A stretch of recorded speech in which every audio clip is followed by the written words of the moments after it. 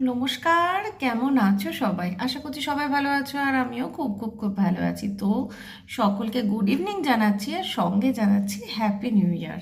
কারণ new year তো পড়ে গেছে। আশা করছি 2025 তোমাদের খুব সুন্দরভাবে শুরু হয়েছে এবং খুব সুন্দরভাবেই গোটা বছরটা তোমরা কাটাবে। এই চিন্তা ভাবনা নিয়েই আজকের ব্লগটা শুরু করছি, 2025-এর প্রথম ব্লগ। যদিও বেশ কয়েকটা দিন বাদেই ব্লগটা দিচ্ছি, কয়েকটা দিন অনেক কদিন বাদেই ব্লগটা দিচ্ছি এবং 25-এ প্রথম ব্লগ দিচ্ছি। তাও সেটা অনেকটাই লেট, কিন্তু লেট তো কী হয়েছে, আহ, বন্ধুদের কাছে তো আবার চলে এসেছি। কাজেই দেখা যাক আজকে কি করি। সেই রান্নাটা অবশ্যই তোমাদের সঙ্গে শেয়ার করব। স্পেশাল কিছু বানাবো। বছরের প্রথম দিন ভিডিও দিচ্ছি, ব্লগ দিচ্ছি যখন, তখন তো সুন্দর করতেই হবে। তো চলো সঙ্গে থাকো আর দেখতে থাকো। তো নতুন বছরের প্রথম দিন ভাবলাম একটা স্টার্টার দিয়েই তোমাদের সঙ্গে রেসিপিটা শেয়ার করি। তো সেই স্টার্টারটা হচ্ছে ডিমের ডেভিল। আজকে আমি ডিমের ডেভিল বানাচ্ছি। তো প্রথমে পুরটা করে নিচ্ছি। পুরটার জন্য প্রথমে আমি কড়াইয়ে বেশ কিছুটা সর্ষের তেল দিয়ে দিলাম। আগেকারও আমার আলু ভাজার একটু তেল ছিল, তো তার মধ্যেই সর্ষের তেলটা দিয়ে দিলাম, কারণ এটা তো জাস্ট পুর হবে, খুব একটা বাইরে থেকে দেখা যাবে না, কাজে কোনো প্রবলেম নেই। দিয়ে দিলাম একটা গোটা শুকনো লঙ্কাকে ভেঙে, আর একটুখানি জিরে। এই ফোড়নে যাবে, আর বিশেষ কিছু ফোড়ন দেব না। দিয়ে এবার সমস্ত যা যা যাবে ইনগ্রেডিয়েন্টস এর মধ্যে সেগুলো দিতে থাকবো। আর ডিমের টেবিল যখন হবে তখন যে পুরটা হবে, পুর তো ঠিক না, কোটিংটা যেটা ডিমের ওপর যে কোটিংটা দেব সেটা অলওয়েজ আলুরই হবে। তো সেই আলুটা পুরটাকেই আমি রেডি করছি। আমার তো এটা খেতে ভীষণ ভালো লাগে। তোমাদের কার কার এটা খেতে ভালো লাগে অবশ্যই আমাকে কমেন্ট বক্সে জানিও। তার জন্য আমি অনেকটা পরিমাণে পেঁয়াজ দিয়ে দিলাম। এবার পেঁয়াজগুলোকে ভালো করে ভাজতে থাকবো। ভাজা বলতে পুরো জিনিসটা একটু কষা কষা মতো হবে। যতটা ভালো কষা যাবে ততটাই কিন্তু এই ডেভিলটার টেস্ট হবে। তো এবার পেঁয়াজগুলো দিয়ে আমি ভালো করে ভাজতে শুরু করে দিয়েছি। এবার এর মধ্যে একটু লবণ দিয়ে দেবো, যাতে খুব তাড়াতাড়ি পেঁয়াজটা মজে যায়। পেঁয়াজটা যত তাড়াতাড়ি মজে যাবে তত তাড়াতাড়ি পুরটা তৈরি হয়ে যাবে। এদিকে দেখো পেঁয়াজগুলো কিন্তু অলমোস্ট ভাজা হয়ে গেছে।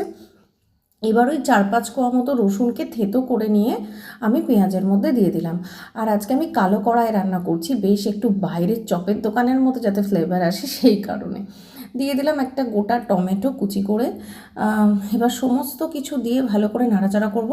আর একটু ঝাল ঝাল করতে চাইছিলাম। ডিমের টেবিল চপের যখন ব্যাপার, তখন একটু যদি ঝাল ঝাল না হয় তাহলে কি ভালো লাগে বলো?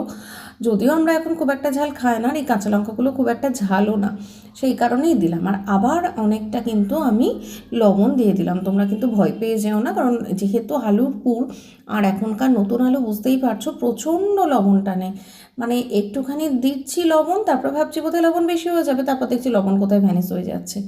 দিয়ে দিলাম একটুখানি হলুদ। কাশ্মীরি লঙ্কা ইউজ করব না, যেহেতু ঘরোয়া রান্না, ঘরোয়াভাবেই করছি। কারণ এটা তো বাইরে থেকে দেখা যাবে না, আর ইউজুয়ালি কাশ্মীরি লঙ্কাটা আমরা কালারের জন্য দিই, যাতে রান্নাটা দেখতে ভালো লাগে। তো এবার দিয়ে দিলাম বেশ কিছুটা আদা বাটা, তার সাথে 2-1 কাঁচা লঙ্কাও বাটা আছে। ওই যে বললাম কাঁচা লঙ্কাটা একদমই ঝাল না এই ক্ষেপের কাঁচা লঙ্কাগুলো, যে কারণে অসুবিধে নেই। আর দিলাম একটুখানি জিরের গুঁড়ো, ব্যাস এই হয়ে গেল মশলা, আর কিছু এর মধ্যে যাবে না। এবার আগে থেকে সেদ্ধ করে হাতে চটকে রাখা আলু আমি দিয়ে দিলাম। তোমাদের কাছে যদি স্ম্যাশার থাকে তোমরা স্ম্যাশার দিয়ে স্ম্যাশ করে নিতে পারো। আমি স্ম্যাশার দিয়ে করিনি, আমি হাতেই করেছি, আমি এটাতেই বেশি কমফোর্ট। তো এবার সমস্ত কিছু দিয়ে ভালো করে নাড়াচাড়া করে পুরটা রেডি করে নেব। এদিকে পুর রেডি আমার হয়ে গেছে। আর একদিকে আমি যেটা করছি, একটা ডিম ফেটিয়ে নিয়েছি, আর তার মধ্যেই 4-5 চামচ কর্নফ্লাওয়ার নিয়ে নিয়েছি। দিয়ে এটাকে ভালো করে ফেটিয়ে নেব। কারণ এটা যত ভালো ফেটানো হবে ততটাই বাইরের যে কোটিংটা হবে সেটা খেতে ভালো হবে। আর একটুখানি লবণ দিয়ে দিলাম যাতে টেস্টটা খুব সুন্দর হয়। এবার এটাকে ভালো করে ফেটাতে থাকবো। প্রয়োজনে তোমরা এটার মধ্যে একটু জল ইউজ করতে পারো। আর এদিকে দেখো যে পুরটা আমি করলাম, সেই পুরটা দিয়ে আমি কিন্তু অনেকগুলো ডেভিল অলরেডি করে ফেলেছি। আমি যে ক্যামেরাটা অন করিনি এটা আমি ভুলেই গেছি। তো যাই হোক, তোমাদেরকে আরও এখনও অনেকগুলোই বানাতে হবে, তাই সবগুলোই দেখিয়ে দিচ্ছি। এদিকে দেখো যে গোলাটা করেছিলাম সেটা, আর এটা হচ্ছে ব্রেড ক্রাম্ব। ব্রেড ক্রাম্বটা কিন্তু আমার বাড়িতেই বানানো। পাউরুটির যে ওপরের যে ব্ল্যাক অংশগুলো থাকে না, ওপর দিকে একটা পোড়া পোড়া, সেইগুলোকে আমি রেখে দিই। দিয়ে ভালো করে তাওয়াতে ড্রাই রোস্ট করে নিয়ে সেটাকে ভালো করে মিক্সিতে গ্রাইন্ড করে নিলেই কিন্তু ব্রেড ক্রাম্ব বাড়িতেই রেডি হয়ে যাবে। এবার দেখো আমি ডিম একটা দেখাচ্ছি গোটা, মানে হাফ হাফ ডিম দিয়ে। আমি যদিও একটা ডিমকে 4 পিস করেই করেছিলাম, আর 2-3টে ওই হাফ ডিম দিয়ে করেছিলাম, তো সেই হাফ ডিমগুলোই তোমাদেরকে দেখালাম একটা হাফ। আর অনেকটা করে আলু দিতে হয়, কারণ কি ডিমটাকে ভালো করে কভার করতে হয়, আর আলুর স্বাদটাও যে কারণে খুব সুন্দর করতে হয়, তা না হলে কিন্তু ভালো লাগে না। ডিমের ডেভিল কিন্তু আমাদের বাড়িতে একটা ভীষণ রকম নস্টালজিক একটা খাবার, কারণ আমার ছেলের অন্নপ্রাশনের মেন স্টার্টারেই কিন্তু ডিমের ডেভিল ছিল। আর বাপি খেতে তো ভীষণ ভালোবাসে, যদিও বাপি এই জাতীয় খাবারগুলো অ্যাভয়েড করে, কিন্তু আজ কিন্তু ইচ্ছে আছে বাপিকে একটা দেওয়ার, তবে খাবে কিনা আমি জানি না, দেখা যাক। কারণ শরীরের ওপর ডিপেন্ডেন্ট, বুঝতেই পারছো। এবার ওই যেটা ফোর্থ করেছিলাম, মানে 4 ভাগ করে করেছিলাম একটা ডিমকে, সেই 4 ভাগের 1 ভাগ যে ডিমগুলো সেটা দিয়েও একটা তোমাদের দেখিয়ে দিলাম। আর আমি কিভাবে কোটিং করি সেটা তোমাদের আজকে দেখাবো। খুব সহজে কোটিং হয়ে যায়। আমি কোটিংটা না হাত দিয়ে একদমই করার চেষ্টা করি না, হাত দিয়ে করতে গেলে অনেক দেরি হয়ে যায়, আর অনেক মানে কি বলবো, অনেক প্রবলেম হয়ে যায়, কারণ ভেজা হাতে তো এই কাজটা কোনোভাবেই করা যায় না। আর রান্নাঘরে যখন একা হাতে কাজ করি তখন তো সবসময় সবাইকে পাওয়াও যায় না। এই দেখো আমি একটা বাটি নিয়ে নিয়েছি, আর তার মধ্যে আমি এটাকে ওই বাটিটাকে নাড়িয়ে নাড়িয়ে এর চারপাশে আমি কিন্তু ব্রেড ক্রামগুলো লাগিয়ে দিলাম। এবার যেটাতে কর্নফ্লাওয়ারের গোলা করেছিলাম সেটাও তাই করলাম।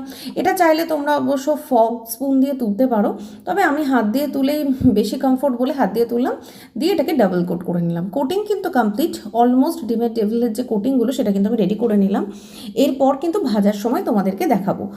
আর আশা করছি এই রেসিপিটা তোমাদের অনেকটা কাজে লাগবে, আর যারা ঘরোয়া রান্নাবান্না করো আর বাড়িতেই বাইরে রান্না করে খেতে চাও তাদের অনেকটাই কাজে লাগবে।